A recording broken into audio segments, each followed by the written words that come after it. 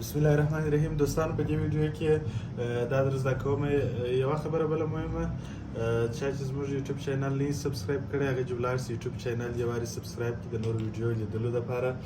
او په دې ویډیو کې دا در زده کوم چې څنګه موږ تاسو کولی سو ګوره دا د مثال په ډول دی. ښه د مثال لپاره موږ داسې دغه یو مات سکرین دی ګیلاس وراچوو. د دې ګیلاس د بیرته وراچولو طریقه هغه د ګیلاس د راکښلو طریقه په تېره ویډیو کې تاسو ته تشریح شوه.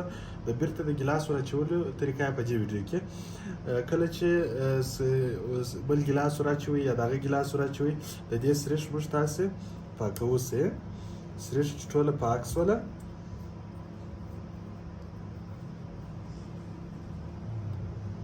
دا که چیرې مثلا په دستمال پاکېدله په دستمال یې پاکوو. ښه که په دستمال نسي پاک بیا د ټینرو څخه یا د پټرولو څخه استفاده کوو.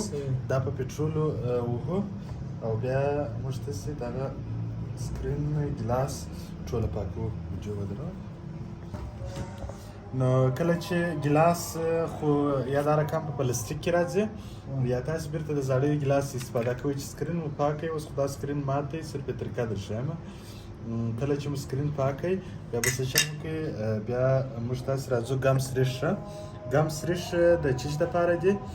د ګیلاس او د سکرین مښلولو دپاره دی. څه وخت چې بیا دوی دوه سره وموښتله بیا دوی دوه چې ته په موبایل کې موښلی د موبایل دپاره بیا 8000 سرېښ بدل سرېښ دی، هغه بیا دوی دوه موښلی سي. اوس څه کم کو ګم سرېښ تور سرېښ دا موږ داسې د ایکس په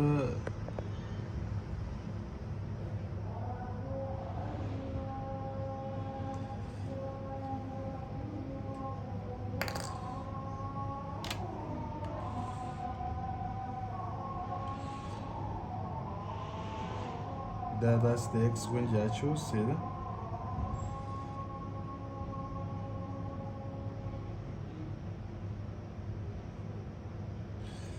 کله چې مو ګم سرېښ توی کړله پر دغه باندې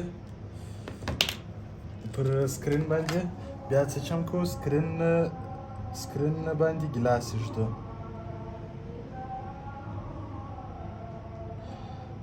دا دغه ټول ټکي چې دلته لري دا باید ټوله ووځي سي.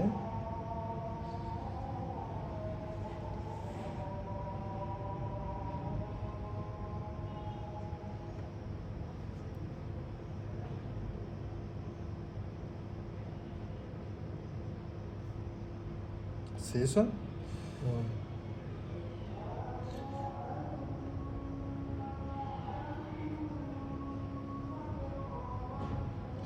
د ده ټوله ټکي ووتله. اوس د لایټ ماشین راخلو.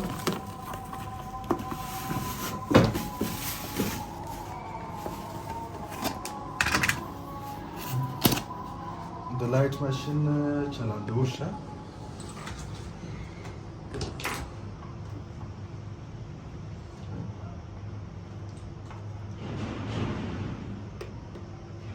د لایټ ماشین چې مو چالانده کوي بیا دلته خو تاسو څه شي ورکړي دي؟ سرېښ مو ورکړي دي. ښه دا دلته ایږدو. صحیح شو؟ دا چې مو کښېښوئ دی چې مو کښېښوئ بیا مخته دا دروو. دا نو د لسو دقیقو دپاره پرېږدو چې هغه سرېښ دغه چیش کې سرېښ هغه سکرین او ګیلاس سره وموښلوي. نو د سکرین او د ګیلاس وراچولو طریقه همداسې وه. تاسې خپله هم کولی سئ وازموئ. مننه.